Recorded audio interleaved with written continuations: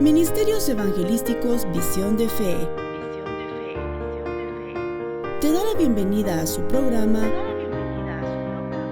Consejo, Verdades Bíblicas, con el pastor licenciado Luis Alberto Palacios. Un programa de bendición para tu vida espiritual. Vamos a estudiar la Escritura entonces, hermanos. Quiero llevarles, por favor, a la epístola a los Hebreos, capítulo 11. Hebreos, capítulo 11, versículo 21. Hebreos 11, 21. Gloria al Señor. Me indica, por favor, cuando esté conmigo en la lectura, en el versículo que vamos a leer para extractar unas maravillosas verdades contenidas ahí. Dice la palabra del Señor: por la fe, Jacob, al morir, bendijo a cada uno de los hijos de José y adoró, oiga esto, apoyado sobre el extremo de su bordón. Repito, por la fe, Jacob, al morir, bendijo a cada uno de los hijos de José y adoró, apoyado sobre el extremo de su bordón. Que el Señor nos bendiga, hermanos, a través de su palabra. Este versículo de la Escritura es fabuloso por el hecho de que narra la muerte de un hombre de Dios, de hecho, uno de los patriarcas del pueblo de Israel. Pero si observamos con atención, si somos meticulosos en la lectura, nos vamos a dar cuenta de cosas extraordinarias contenidas en este versículo de la palabra que debemos extractar por medio de la revelación. Lo primero que yo miraba en este versículo es que la muerte de Jacob no fue una muerte agónica. Dice textualmente que murió adorando, apoyado sobre el extremo de su bordón. Qué forma más maravillosa de morir. Imagínense estar adorando al Señor y de repente ya no respirar. Es como que si el Señor tomara el espíritu, el alma y se lo llevara a las dimensiones donde Él es Dios y Señor, ¿verdad? Algo extraordinario. No pasó por un proceso agónico, no tuvo sufrimiento, no tuvo dolor, sino que son de aquellos hombres que se mueren porque tienen que morirse, ¿verdad? Porque Dios decide llevárselos a su presencia. Eso es lo primero que yo observo acá.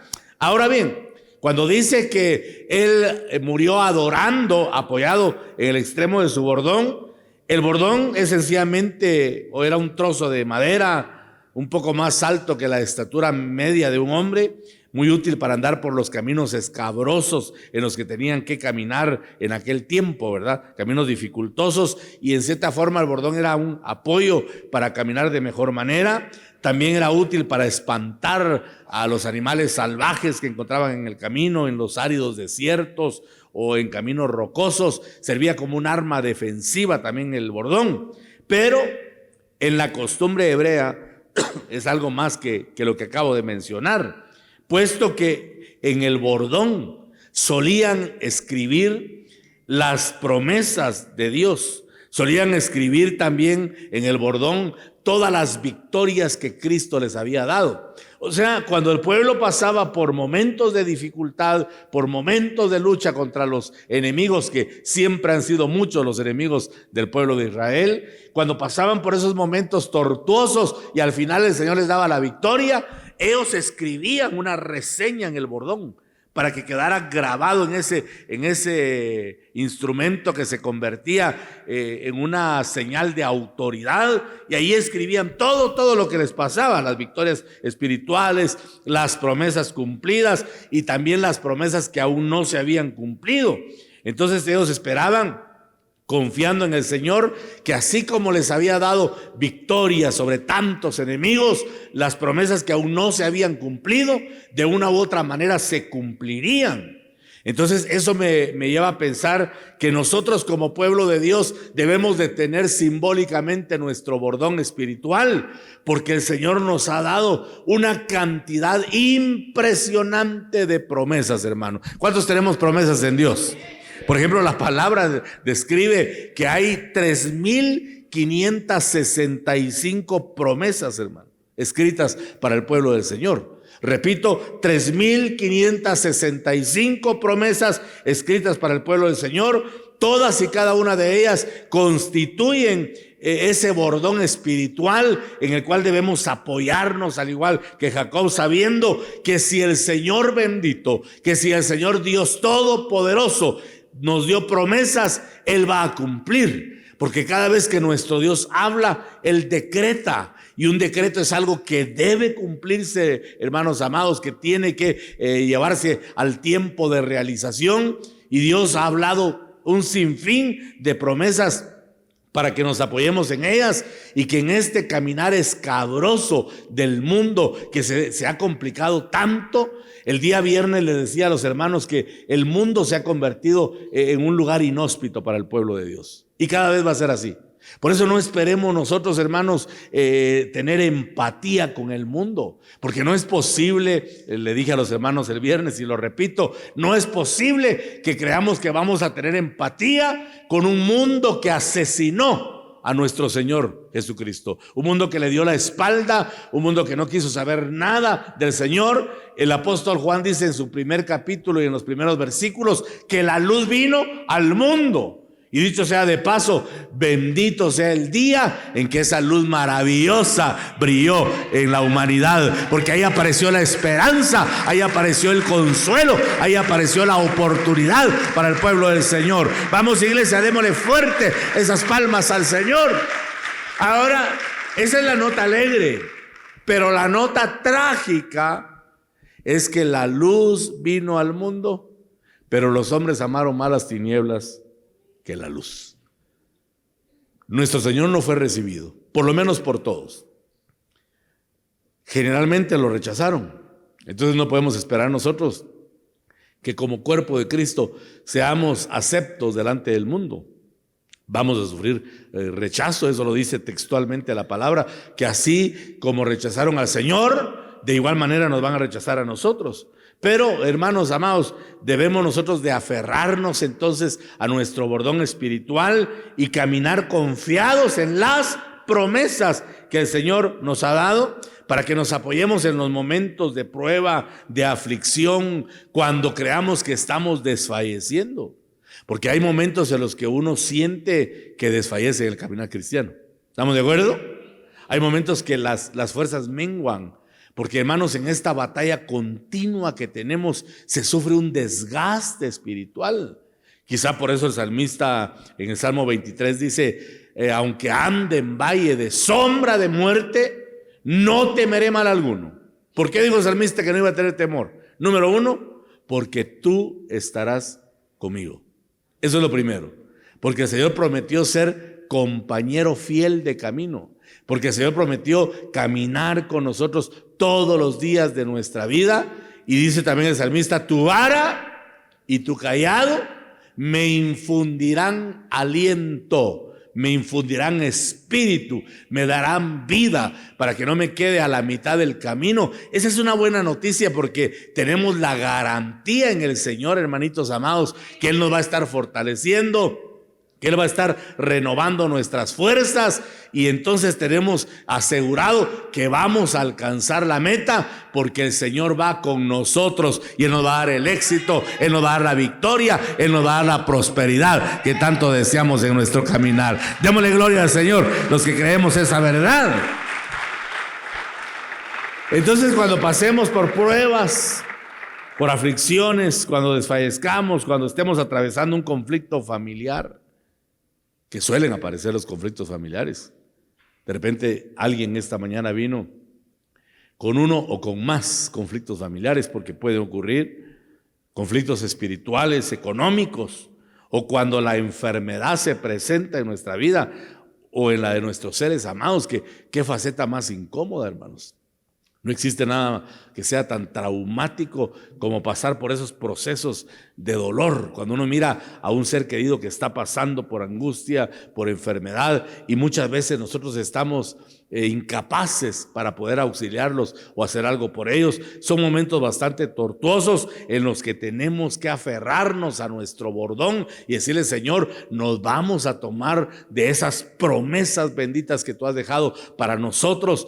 Pensar con una mente legal, pensar con una mente seria en la que sepamos que lo que el Señor dejó en la palabra no son, hermanos, solo palabras de aliento. No, esas son palabras que van a tener fiel cumplimiento.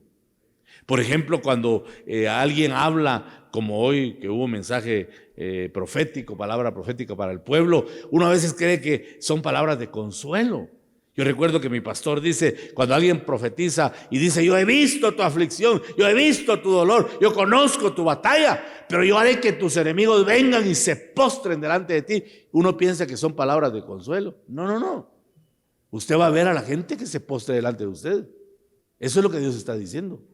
Así es como Dios trabaja, porque Él todo lo que dice lo cumple estrictamente al pie de la letra.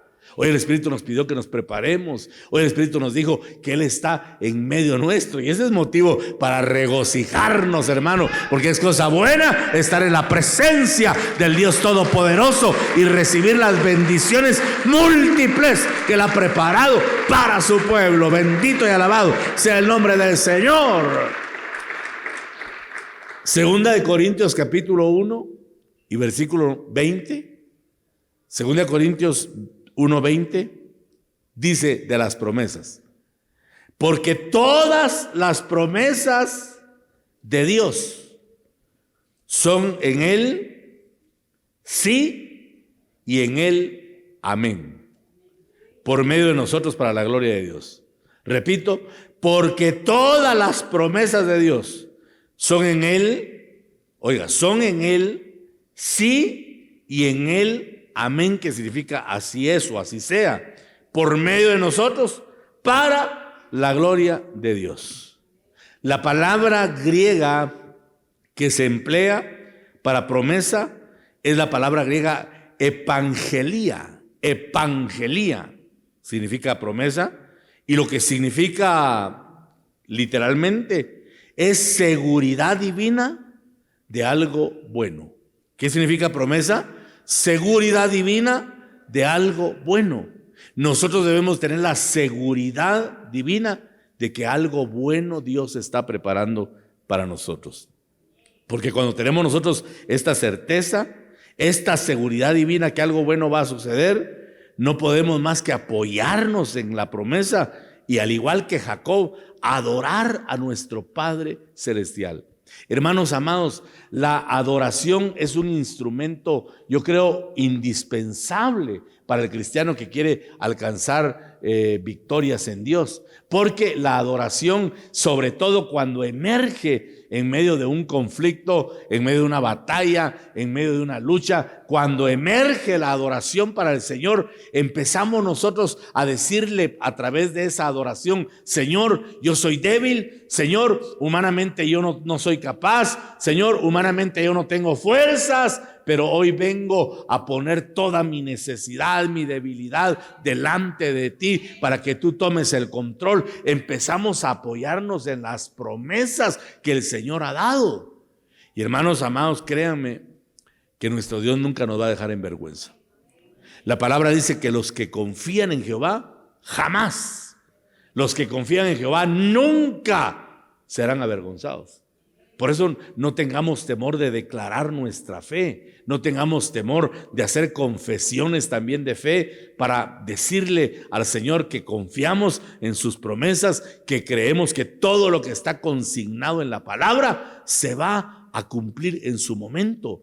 Pero para ello necesitamos echar mano de la fe Para que la fe nos conecte con las promesas, con la seguridad divina de que algo bueno al final del camino, algo bueno va a aparecer. Cuando estemos en medio de luchas, no nos dejemos vencer, no permitamos que el diablo nos confunda la mente y que empecemos a declarar derrota y a decir, de esta no voy a salir, cada vez se está complicando más esto, yo siento que se está juntando el cielo con la tierra, siento que ya no hay escape. Esas son palabras que no deben brotar de nuestra boca. En medio de la lucha, en medio de la prueba, tenemos que aferrarnos a la promesa y decir, Señor, tú prometiste que ciertamente tendremos aflicciones en el mundo, pero tú ya venciste al mundo y la victoria tuya es nuestra victoria. Nos aferramos a ella en el nombre del Señor y declaramos que en Cristo somos más que vencedores. Aleluya. Y entonces va a venir la gloria de Dios a nuestra vida.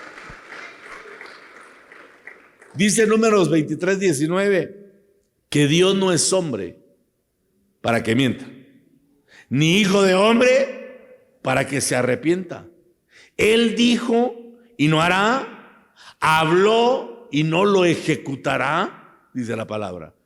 Si Él dijo, si Él habló, se va a cumplir la palabra, porque esa es la forma en la que el patriarca Jacob llegó al final de su carrera. Qué interesante que la escritura en Hebreos 11:21 declare y haya dejado ese detalle que para mí es importantísimo, de que Jacob murió apoyado sobre su bordón. O sea, tomó las promesas y todos pensaban que estaba dormido, pero cuando vieron que no se movía de su lugar, fueron a verlo y estaba muerto. Había pasado a la presencia de Dios apoyado sobre su bordón y adorando al Señor. Por eso repito, qué muerte más maravillosa, hermano. Entró en contacto con Dios. Yo hasta me atrevo a pensar que le arrobaron su espíritu, ¿verdad? Y a Dios no lo envió de vuelta a la tierra. Le tomaron el espíritu y se quedó Dios de una vez con su espíritu. Solo se quedó el cuerpo inerte nada más, apoyado sobre el bordón para darnos el testimonio que así tenemos que ser nosotros también.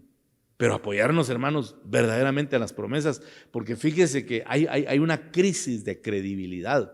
Eso me hablaba el Señor y he estado pensando ya por semanas, hermano, reprendiendo en oración, atando, sujetando paradigmas, sujetando argumentos que se levantan contra el conocimiento de Dios, porque creo que la batalla más fuerte que la iglesia tiene es creer o no creer en las promesas del Señor, porque pensamos que son solamente palabras de consuelo.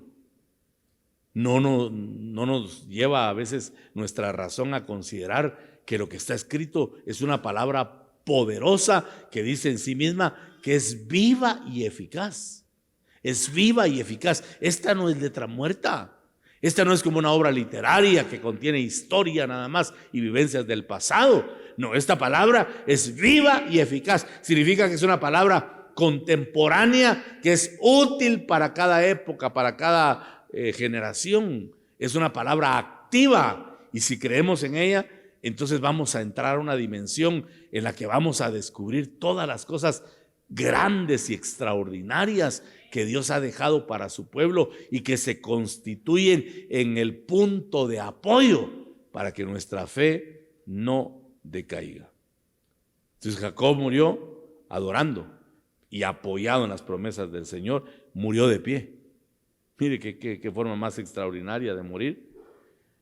La palabra promesa etimológicamente viene del latín promissus, es la palabra latina que le da origen. Promissus, que es una palabra compuesta, ¿verdad? Pro significa antes y missus, enviar. Entonces se puede entender como algo que ya fue enviado, aunque todavía no haya llegado a nosotros. ¿Sí? Ya fue enviado. ¿Por qué no ha llegado? Hay un sinfín de razones. Número uno, la oposición diabólica. Como pasó con Daniel, que se metió un clamor profundo de 3 semanas, ¿verdad? 21 días clamando, pidiendo, suplicando al Señor. Y de repente apareció un ángel y le dice: Daniel, varón muy amado. Y le dice: tu oración fue oída desde el primer día. Desde el primer día. Dios escuchó tu oración y envió la respuesta. pero se me opuso en el camino el príncipe de Persia. Y entonces dice el ángel mensajero, tuve que pedirle a Daniel, el ángel guerrero, que viniera a auxiliarme para que yo pudiera venir y entregarte la respuesta del Señor. Entonces uno se pone a pensar, ¿por qué cosas es que no vienen muchas veces las respuestas inmediatas, hermano? ¿Qué oposiciones habrá? ¿Contra qué hay que pelear? Pero me llama la atención la perseverancia de Daniel. La respuesta no venía, muy a pesar de que Dios la envió desde el primer día que la oración subió a la presencia del Padre. Él envió la respuesta, pero hermano, hubo oposición en los aires para que no viniera la respuesta a Daniel. Y él siguió clamando, orando, suplicando, hasta que la respuesta estuvo delante de sí. Entonces Dios ha enviado la respuesta, ha enviado ya las bendiciones, y de repente no han llegado. De momento quizá tenemos que clamar más y mantener más nuestra fe conectada con Dios, porque dice la palabra que la fe es la certeza de lo que se espera. O sea que es algo que no ha llegado, y la convicción de lo que no se ve. La única manera bíblica, hermanos, de poder echar mano de las promesas es teniendo una fe sólida, una fe firme, una fe constante que nos permita alcanzar las promesas que Dios nos ha dado. Porque si no tenemos una fe activa, entonces las promesas no van a llegar a nosotros, no porque Dios no tenga poder para cumplir lo que Él prometió, sino que estamos descuidando la parte humana en la que tenemos que mostrarle a Dios que estamos ávidos, que estamos necesitados del cumplimiento de esas promesas. Entonces, si las promesas no han llegado, sigamos clamando, porque al final vamos a recibir lo que el Padre Celestial nos ha prometido, y vamos a ver desfilar cada una de las promesas que Él nos ha dado, y nos vamos a regocijar en el Dios que tenemos, porque, hermanitos amados, tenemos un Padre responsable, tenemos un Padre amoroso, tenemos un Padre que dice la Biblia que nos ama y nos cuida como la niña de sus ojos. Alabado sea su santo nombre, ¿verdad? Bendito sea el Señor, Dios Todopoderoso, que nos cuida y nos defiende. Aleluya, gloria a Dios. Romanos, por favor, Romanos capítulo 4. Romanos capítulo 4, versículo 20 en adelante.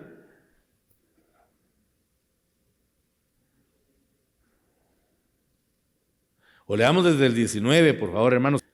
Romanos 4, 19 en adelante. Dice la palabra del Señor. Y no se debilitó en la fe. Es lo que le estoy diciendo.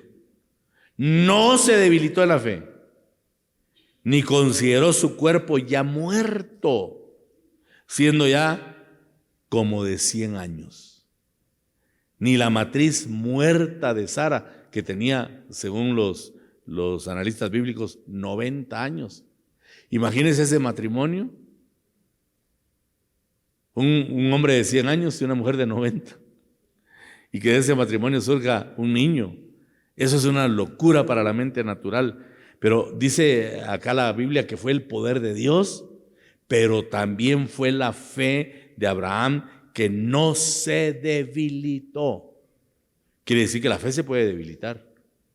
¿Y saben, hermanos, qué debilita la fe? La incredulidad constante. Cuando venga un pensamiento de incredulidad, reprendámoslo. Desechémoslo en el nombre de Jesús.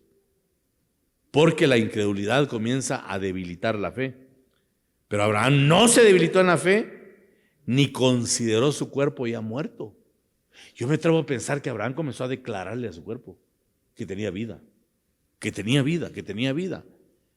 Y lo mismo declaraba sobre la matriz de Sara, una mujer de 90 años. Versículo 20, tampoco dudó por incredulidad de la promesa de Dios, sino que se fortaleció en fe. Otra vez aparece la fe. Se fortaleció en fe. Mire cómo se fortaleció, dando gloria a Dios. ¿Cómo se fortalece la fe? ¿Cómo se fortalece la fe? O sea que esta mañana tu fe está siendo fortalecida. porque hemos venido a darle honra y gloria al Dios Todopoderoso, ¿verdad? Esta mañana la incredulidad es reprendida, hermano amado. La duda es echada fuera, porque el Señor nos está fortaleciendo la fe a través de la glorificación de su santo nombre. Verso 21 dice que Abraham estaba plenamente convencido de que todo lo que él, con E mayúscula, que todo lo que Dios había prometido, era también poderoso para hacerlo. Qué lindo esto, subráyelo, hermano. Estaba plenamente convencido. Hermano, con todo respeto, yo te pregunto, ¿estás plenamente convencido tú? ¿Ah? Abraham estaba plenamente. ¿Sabe qué significa eso en el original? Que no había pero ni un espacio para la duda. Estaba tan lleno el corazón, quiero decir, alma y espíritu de este hombre, que no había espacio para la duda. Porque si no tenemos esa convicción, esa certidumbre, aparecen espacios vacíos que Satanás aprovecha para poner duda, para poner incredulidad, para poner un montón de cosas negativas. Pero Abraham estaba plenamente convencido de que todo lo que él había prometido era también poderoso para hacerlo. Por lo cual también le fue imputado por justicia. ¿Y qué le fue imputado? O sea, ¿qué le fue dado? ¿Qué le fue puesto? No fue escrito solamente por causa de él, sino también por nosotros, a quienes será imputado. Esto es, a los que creemos en el que levantó de los muertos a Jesús, nuestro Señor. A Abraham le llamaron el padre de la fe. ¿Cómo le llamaron? Porque dice que le creyó a Dios y eso fue contado por justicia. Y entonces dice que lo mismo que le imputaron, lo mismo que le dieron a Abraham, lo mismo nos van a dar a nosotros, porque también estamos creyendo por fe, porque caminamos por fe y no por vista. Hermano, el hecho que no veamos el mundo espiritual, créame que en cierta manera es una gloria para nosotros, que no veamos lo espiritual. Porque aquella gente sí vio lo espiritual. Por ejemplo, las mujeres que llegaron a la tumba vieron a ángeles y hablaron con ellas. Es algo sobrenatural, ¿verdad? Ver ángeles. Estaban tan acostumbrados que cuando Pedro estaba en la cárcel y salió y fue a buscar a los hermanos a la sinagoga, cuando llamó a la puerta, la muchacha que vio por la ventanita se asustó y fue al mensaje y dijo: allá afuera, no sé si es Pedro o es su ángel. Así dice, ¿verdad? Afuera parece que está Pedro o es su ángel, porque significa que los ángeles que nos cuidan se parecen a nosotros. Qué suertudos o qué triste, ¿verdad? Cualquier sea el caso, pero se parecen a nosotros, hermano. Dijo: ¿será que es Pedro o será su ángel? Estaban acostumbrados al mundo sobrenatural, miraban cosas extraordinarias que nosotros de repente no podemos ver, pero el Señor Jesucristo dijo de usted y de mí: bienaventurados, 3 veces dichosos los que sin ver creyeron, porque la fe ha sido fortalecida para poder palpar aquello que no se puede palpar de una forma natural y material. Aleluya. Démosle fuerte, fuerte, fuerte, fuerte las palmas al Dios Todopoderoso esta mañana, y que nuestra fe sea fortalecida para que nos afiancemos, hermanitos amados, de las promesas que tenemos en Dios. ¿Qué promesas tenemos? Le voy a dar una probadita a las promesas que tenemos. Hechos 16:31, por favor. Libro de los Hechos, capítulo 16 y versículo 31.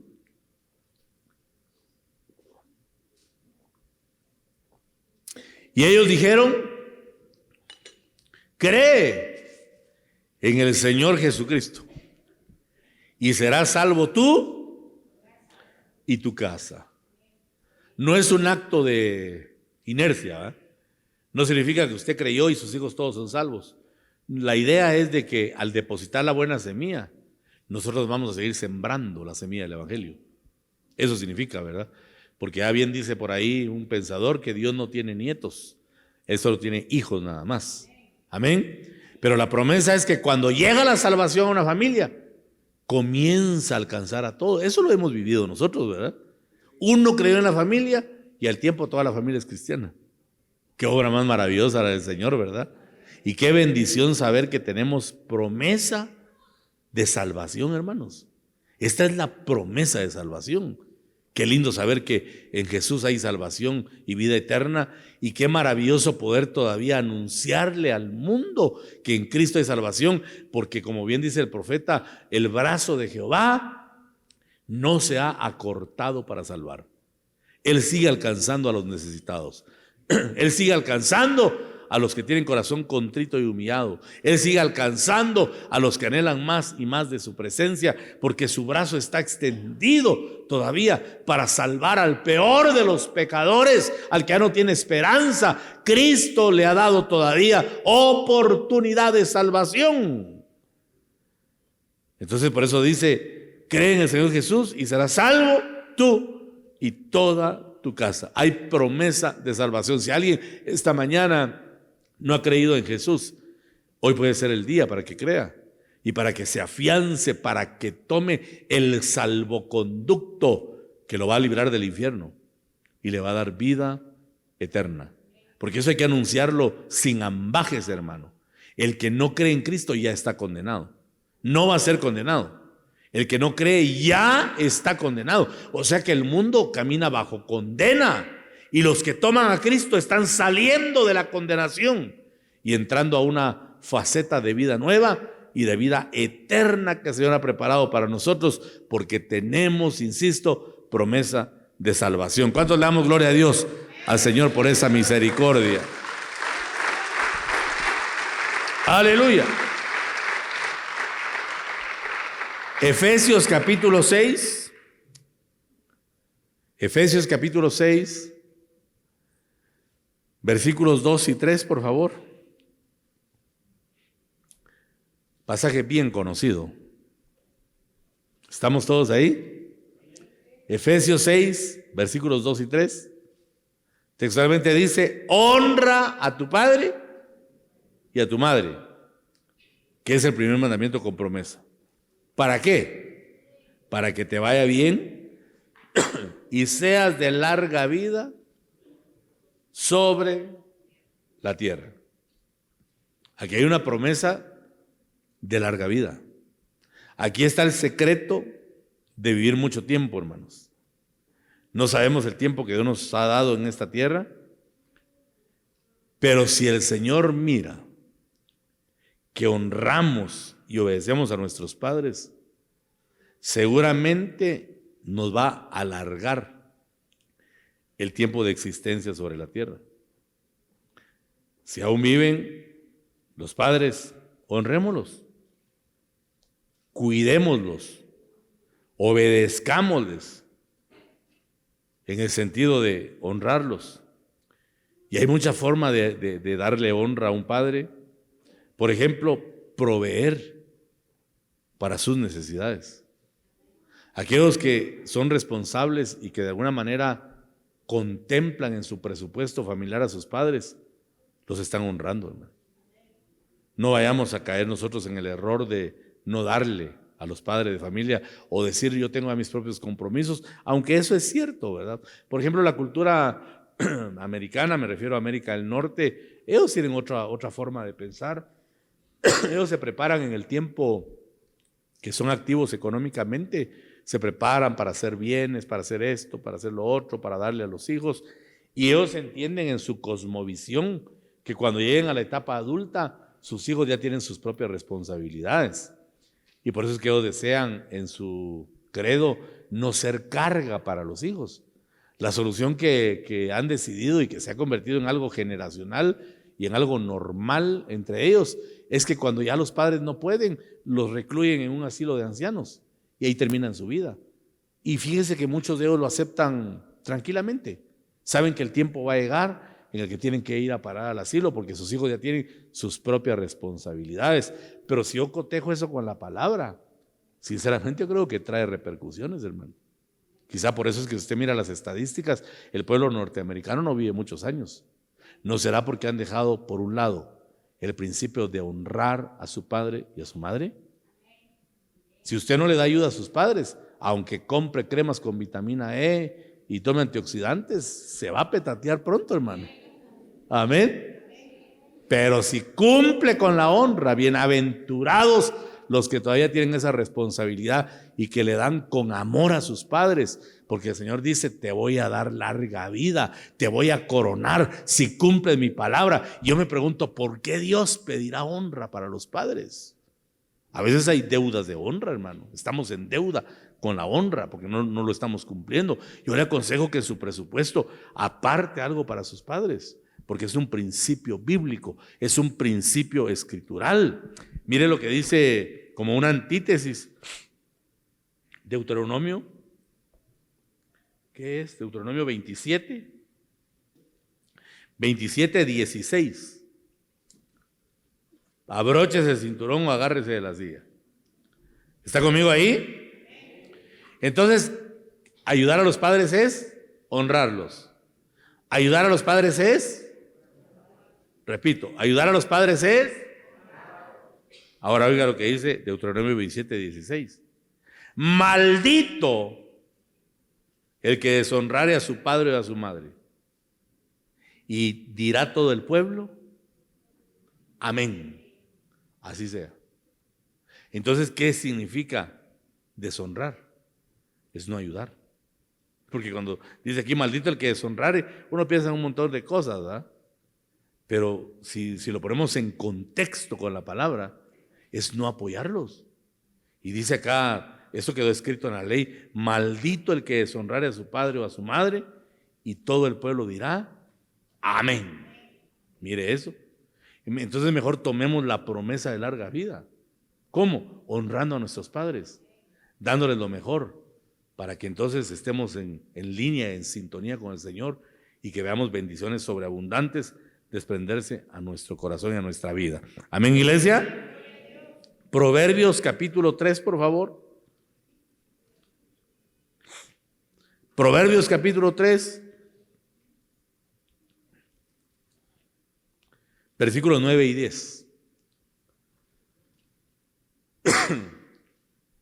Dice la palabra del Señor: honra a Jehová con tu sustancia y con las primicias de todos tus frutos, y serán llenos tus graneros con abundancia, y tus lagares rebosarán de mosto. La Reina Valera dice, vamos a ver, creo que es lo mismo acá, la Biblia de las Américas: honra al Señor con tus bienes y con tus primicias de todos tus frutos, entonces tus graneros se llenarán con abundancia y tus lagares rebosarán de mosto.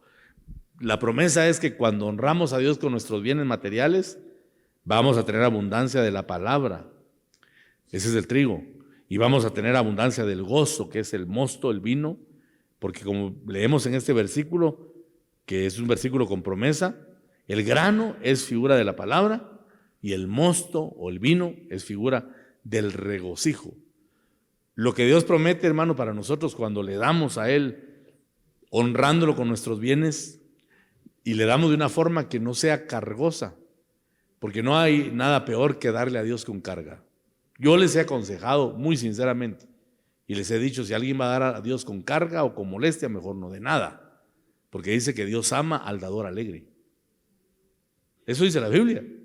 Dios ama al dador alegre. A Dios le gusta ver al dador alegre, hermano. Y ciertamente hombres mortales, en el caso nuestro, dice Hebreos, reciben los diezmos, pero hay uno de quien se da testimonio. Ese es Dios.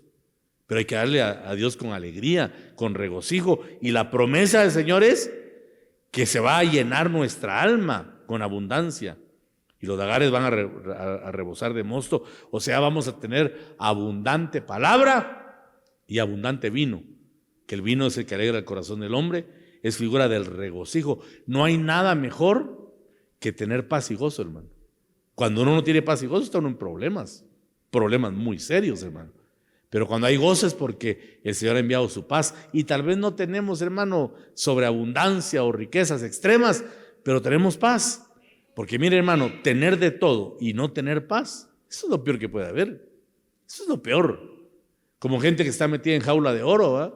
que tienen de todo, pero son esclavos del pecado, esclavos del enemigo, o aquella gente que anda en actos ilícitos, que están forrados de dinero y tienen que ver de qué forma lo invierten, gente que nunca puede salir, solo se mantienen encerrados. Hermano, qué vida más triste esa, hombre. ¿De qué sirve tenerlo todo y no tener libertad de locomoción, no poder moverse con paz, con tranquilidad? Esa es una tormenta. Pero cuando Dios envía su palabra y envía regocijo, pues qué alegría, ¿verdad? Porque uno comparte, uno tiene paz, uno disfruta a su familia, disfruta uno los tiempos que Dios da, porque uno entiende que ahí está la presencia del Señor, ¿verdad? Ministrando constantemente y empujándonos a alcanzar nuestras metas, porque también tenemos promesa de herencia. Josué, capítulo 24 y versículo 15. Dice, y si no os parece bien servir al Señor, o sea que hay gente que no le parece bien servir al Señor. Eso está diciendo aquí Josué. Y si no os parece bien servir al Señor, escoged hoy, les dijo Josué, ¿a quién serviréis? ¿O a quién habéis de servir? Si a los dioses que sirvieron vuestros padres, que estaban al otro lado del río, o a los dioses de los amorreos en cuya tierra habitáis, pero yo y mi casa serviremos al Señor. Cuando le servimos a Jehová, debemos estar, hermanitos amados, completamente seguros que nuestra familia recibirá los beneficios, porque nosotros estamos sembrando con nuestro servicio, dando el paso de creerle a Dios. Por eso es que a nuestro fundador Dios le habló y le dijo, ocúpate de lo mío y yo me ocuparé de lo tuyo. Mire qué intercambio. Dios dice, si tú te ocupas de mi servicio, si tú te ocupas de mi obra, yo me encargo de ocuparme de lo tuyo. ¿Qué mejor cuidador para nuestra familia que Dios, hermano? Sinceramente, a nosotros se nos puede ir la pila cuidando a nuestros hijos, porque no podemos estar todo el tiempo con ellos, pero Dios sí los puede guardar. Dios sí los puede librar del mal que está ahora al acecho, que está a la orden del día. Dios los puede librar, porque tenemos promesa de una herencia segura, y la forma en la que vamos a activar esa herencia es sirviéndole al Señor con todo nuestro corazón. Por eso tú que le sirves a Dios, siéntete bendito de Jehová, porque tu familia está segura en el Señor. Démosle fuertes palmas al Todopoderoso.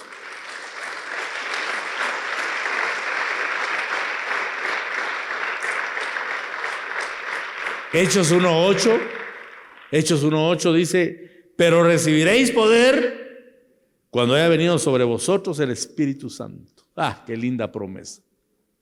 Tenemos promesa de bendición, amados hermanos.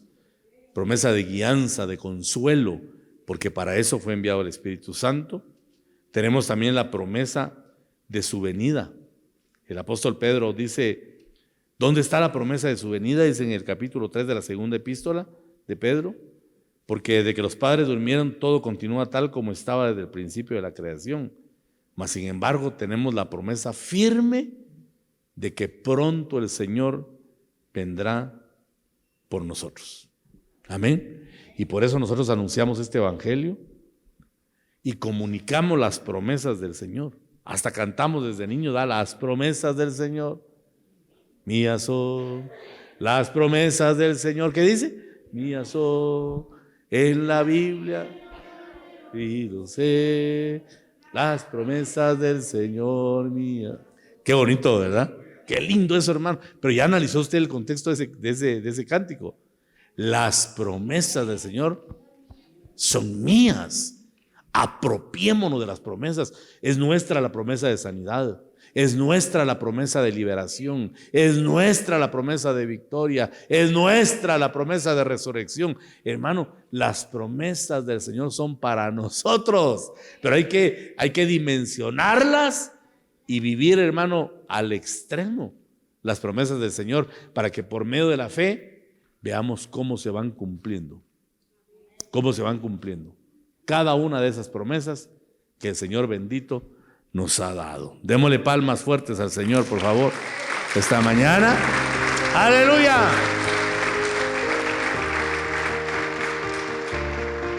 Gloria a Dios.